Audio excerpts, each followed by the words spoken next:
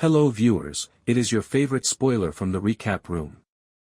For more updates, stay tuned and don't forget to like, share and subscribe. Thank you. With this episode, which focuses on some homecomings and Ka'ahumunu's need to find a new position in this altered world, Chief of War makes a strong comeback. They are becoming weaker due to the island's civil strife, and Ka'ahumanu is aware that King Kahekili is the true problem. Nonetheless, the episode aims to improve Ka'ahumunu's relationship with Kamehameha and Ka'ahumanu and give him a voice on the council as well. All of these main characters benefit from this, as it provides them with much-needed time to strengthen their relationships. Ka'ahumanu has at last found her place among these individuals as well, and she is boldly speaking up for everyone to see. She gets along well with Kamehameha, and the fact that Ka'ahumanu is bringing them guns should help them win the fight. The show's visual appeal remains excellent, and the sun-kissed setting is masterfully rendered now that the action is taking place on the Hawaiian Islands. Unfortunately, Keoua's despicable actions at the conclusion of the episode have turned that beauty nasty, setting the stage for what should be a highly dramatic second half of this series. The fifth episode of Chief of War opens with Kamehameha instructing a group of children. Ka'ahumanu observes with a kind grin. As the two begin to develop a genuine affection for one another, Ka'ahumanu keeps expanding her power in military affairs. However, Kamehameha's words at the temple in the previous episode were hers, not his, and Moku is not a fool. She dismisses it, saying he speaks from the heart. Moku cautions that men are misled by their hearts.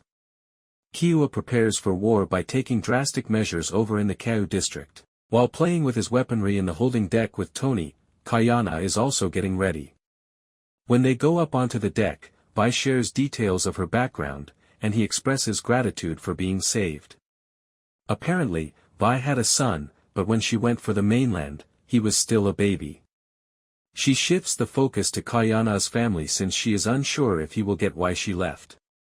Although we are aware that war is imminent on several fronts, Ka'ahumanu is certain that everything will be how they left it. As the ship enters familiar waters, he has the opportunity to rejoin his people since Ka'ahumanu is returning. Their destiny, however, depends on Kamehameha, who must choose how to handle this conflict and whether to allow the pale skins and Vi to return. Ka'ahumanu expresses regret for his role in the murder of King Kahekili and requests a chance at atonement. Given their previous conversation in the cave, Ka'ahumanu is also happy to see him, but the present civil strife is the main topic of discussion.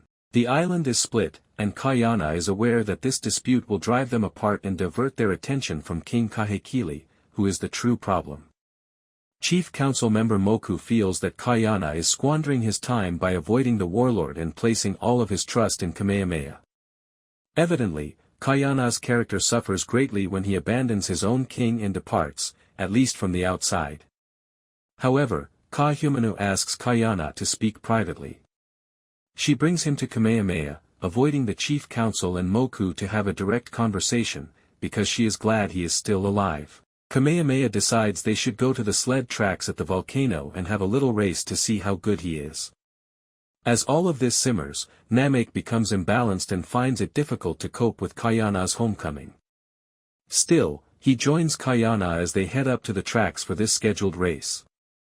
An old route that hasn't been utilized in a long time has been discovered by the priests. Ka'ahumanu won't have a voice in this council if he loses.